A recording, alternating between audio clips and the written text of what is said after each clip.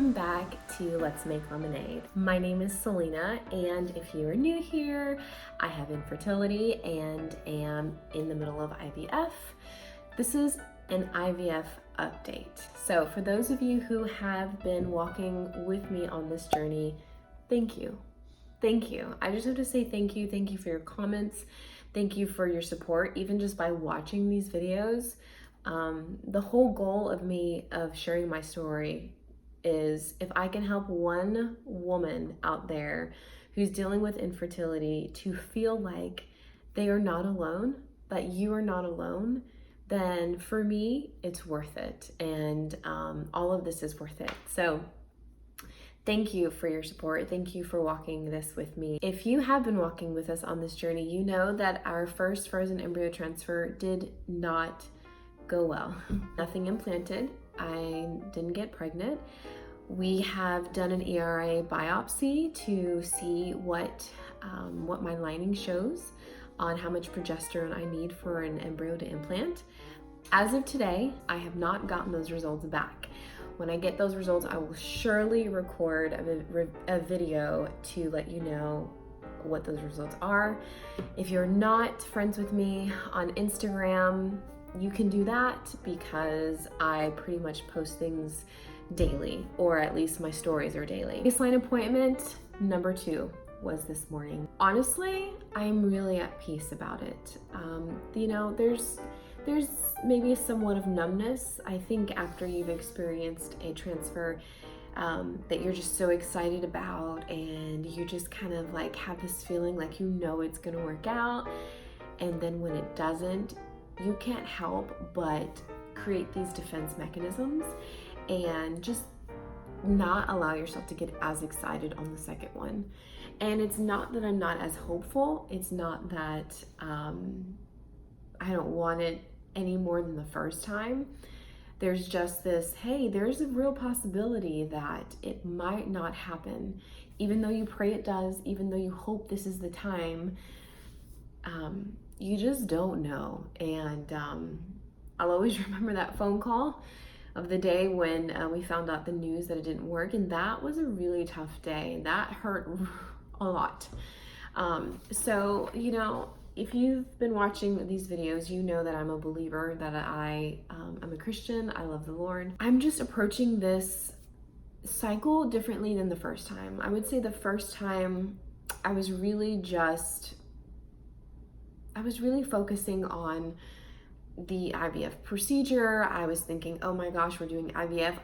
This is so gonna work. And I prayed a ton and I worshiped a ton. But the mindset this go around is very different. You know, this go around is like, hey, I'm seeking the Lord. I am really, really in pursuit of Him. And at the end of the day, it will work out. Whether it's this time or another time, God is in control. And I truly have peace that it's all going to work out. I really, really do. That's the mindset that I have going into the second cycle. And I'm just praying that I will continue to feel that way. I'm just really, really trying to stay away from being as worried and full of anxiety as I was the first time. And really that is the root and the root of fear. And I'm just not gonna allow that to overwhelm me this time. After the ERA biopsy, I had to be put on those permetrium capsules. You might have seen that when I recorded the video. And that was to keep me from a cycle starting, because I needed to wait on my ERA results to then be able to start the cycle. Well, my body had a different idea. My body just started anyway, even on the permetrium. I guess, you know, going from 2 milliliters of progesterone every night, then going down to 200 milligrams, you know, itty bitty pill of permetrium. I think it was just such a dip that my body's like, okay, we're starting. I told my my nurse, hey, I know I'm on permetrium, but my cycle's already started. And so it did push it out a little bit because it wasn't exactly as full as it would have been.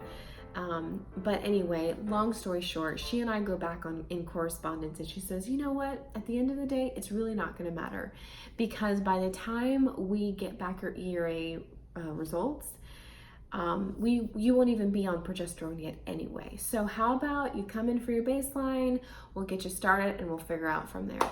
So that's what we did. This morning I went, and my lining is still kind of thick. It's still a little over 7 millimeters.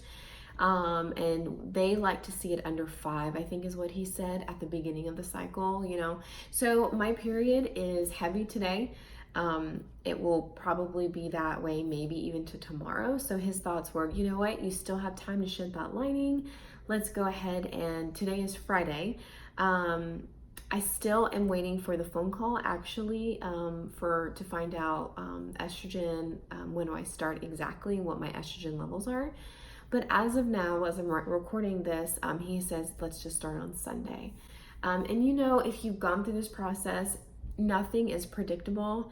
I tell women who start in this process or they're about to do IVF, I think what can be super helpful to you is going into IVF and knowing, and just knowing in the back of your mind that, you know, we were so excited about this. We're terrified. Okay, we are terrified, but there's a part of us that has hope, maybe again, and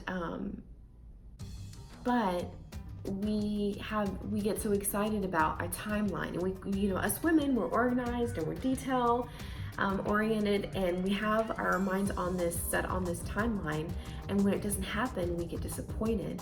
You know, there are setbacks that sometimes happen. Sometimes there are cysts or fibroids or polyps in my case that are found, and if it doesn't happen, that's great. But most of the time I see women, things happen in a cycle, and one of the best things that I can say going into it is, I know it's the hardest thing to do. You have to let go of that timeline. The more that you're flexible and the more that you allow the timeline to do its thing, the better you mentally will be and emotionally. Because I'm telling you, when we did our egg retrieval in January and I went to Puerto Rico, and I came back in February, my doctor said, oh, we can't transfer for another 3 months because the Zika virus is still in Puerto Rico, and it's still a threat. And so the CDC guidelines are still that if you go to Puerto Rico, you have to wait 3 months for transfer. My heart broke that day. I cried. I was so sad. I was so mad. I was angry. But you know, what do you do, right? So I say all that to say is just keep an open mind. This go around, I've let it go. After the biopsy, after we found out the first cycle didn't work, honestly, I have just been enjoying life. I have kind of like, when I've thought about the transfer, I've kind of been like, okay, I'm good, you know, whenever that happens, but I'm good for now.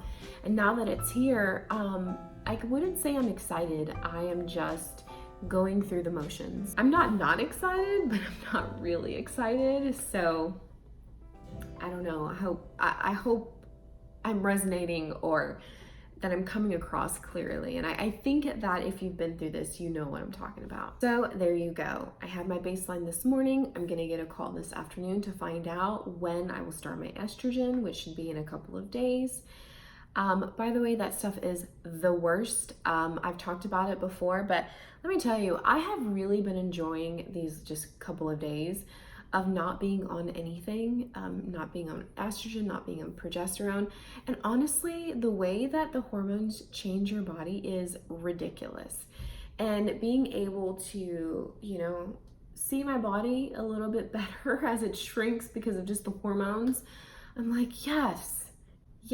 And so I don't like what it does to our bodies. And so I'm enjoying just the couple of days of not being on it. And because estrogen, it just sucks. It really, really sucks. I have been working out a lot. I used to work out a lot, and if you know me, it became obsessive. And so I had to just kind of let that go for a while and get my mind into a healthier place.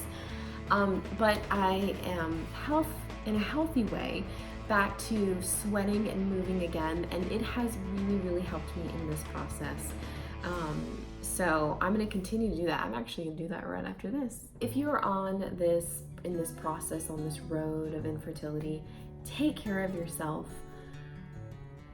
I can't express that enough. Take care of yourself. It is so important. I think it is so easy to get washed away in our mindset, in our emotions, with just focusing on a baby, and not really focusing on us and enjoying life and being in the present. I want a baby just as much as you do, so I get it.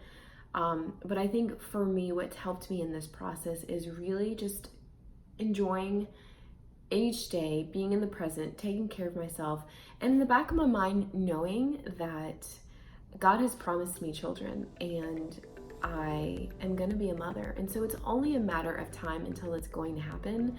And I think once you know it's going to happen and you truly believe that in your heart, it still hurts, but there's this peace that you're like, it's going to work out, it's going to be okay, it's only a matter of time.